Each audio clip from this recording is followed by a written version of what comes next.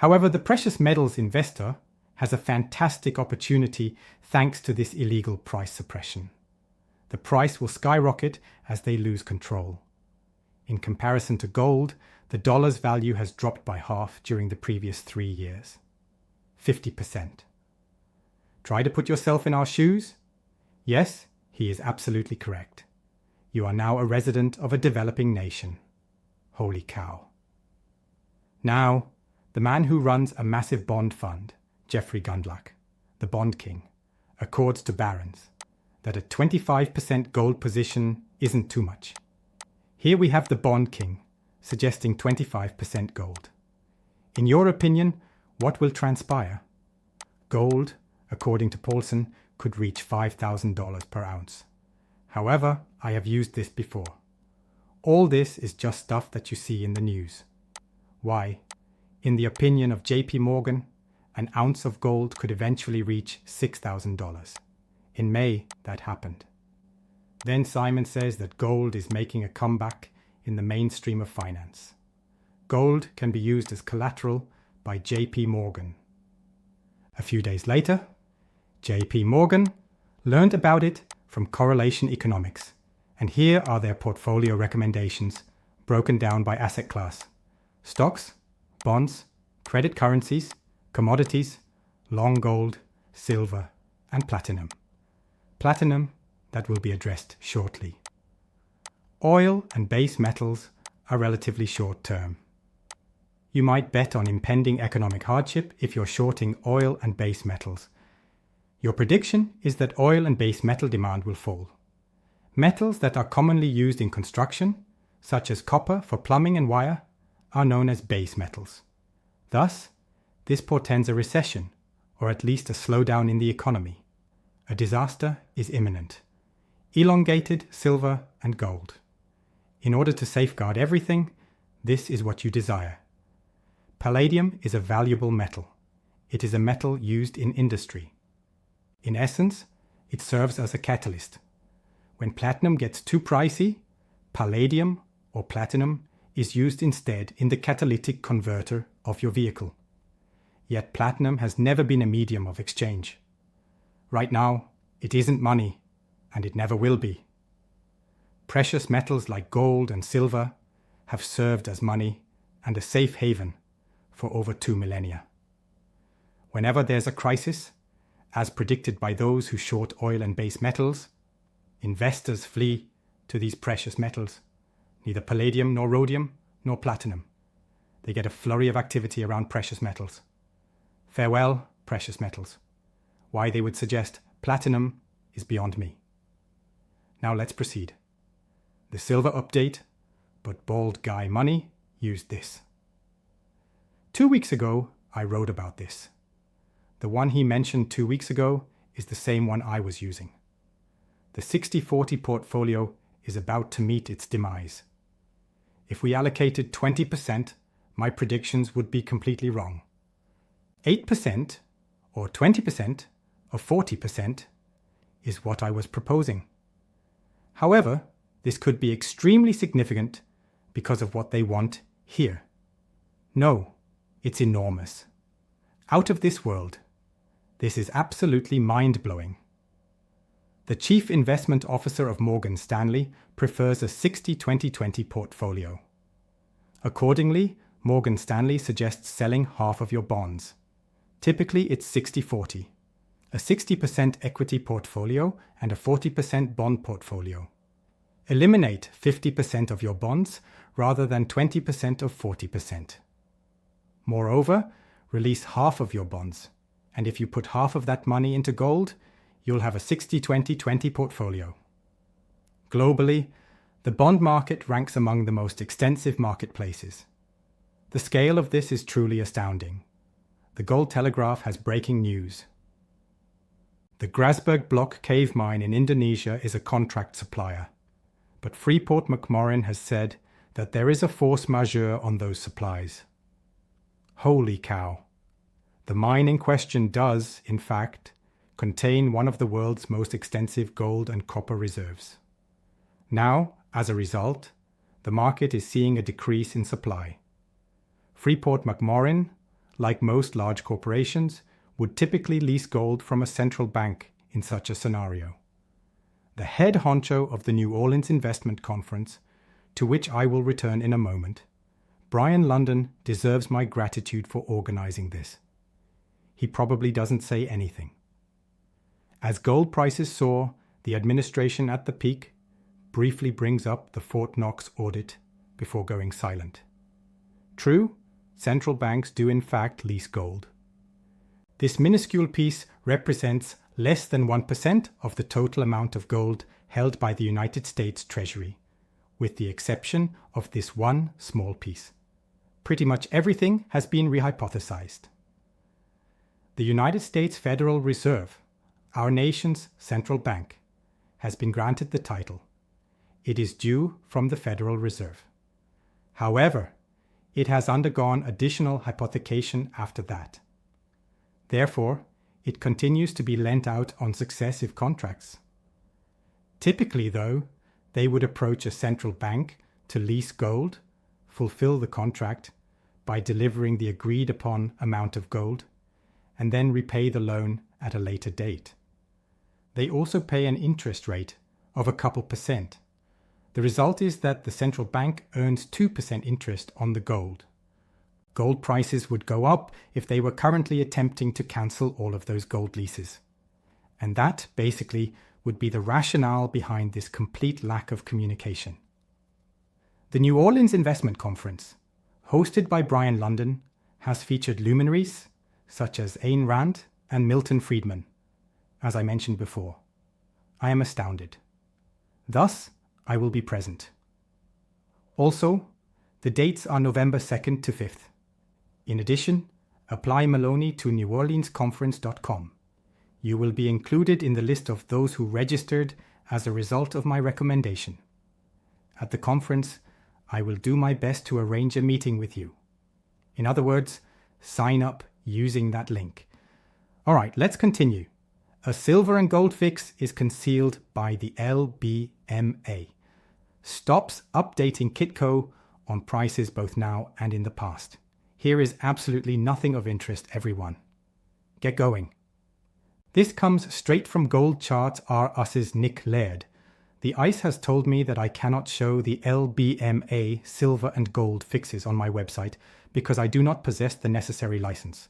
See this ICE here? That's right. It's the ICE. That is the source of the pricing. They didn't hide these for what reason? The first thing someone should do if they are suspected of a crime or face criminal charges is to collect all of the relevant documents and then destroy them in a paper shredder. So that wonderful investigative journalists like Nick Laird can't do their jobs, they're attempting to destroy all evidence. The math is simple. Graphed in red is the current gold price. Assuming that all trading took place during London hours, the black line represents the gold price. That is, starting with the AM fix and continuing all the way through the PM fix of that trading day. If that were the sole trading that took place and you were to paste it onto the previous night's close of the London trading only, you would find that gold went from $35 in 1971 to $2.24 today. The amount of $50,000 in gold can be calculated by limiting your analysis to the trading that occurs at the close of London, when the rest of the world is also trading. Then, you can take the percentage change in price during that time and add it to the previous day's close of non-London trading hours, which includes everyone else in the world. A wonderful opportunity has presented itself to precious metals investors in the form of this illegal price suppression. And this is happening slowly but surely. The price will skyrocket as they lose control. When you apply pressure to a spring, it will initially bounce very low, but as you lose control, it will rebound much higher. Their illegal behavior presents you with a fantastic opportunity. Luke Groman, I am really appreciative of this fantastic chart that you created. The line in red is this. Greetings, this is Mike. this is a brief message. Although I'd like to extend a warm welcome to all of the new viewers of our videos, I feel compelled to mention that only about 15% of you have actually subscribed and enabled notifications. If you would like to stay informed about any updates, turn on notifications. We are approaching some turbulent times. Also, I appreciate you constantly giving me the thumbs up. Plus, for almost 20 years here at goldsilver.com, we have provided first-rate instructional material. It would be our privilege to serve as your precious metals dealer if you are interested in supporting our goal. Come on, let's get back to the video. Your excellent chart is much appreciated, Luke. S&P 500 is the red line. With a gold price, the blue line represents the S&P 500. Since August 15th, 1971, the S&P 500 has experienced a 21% decline.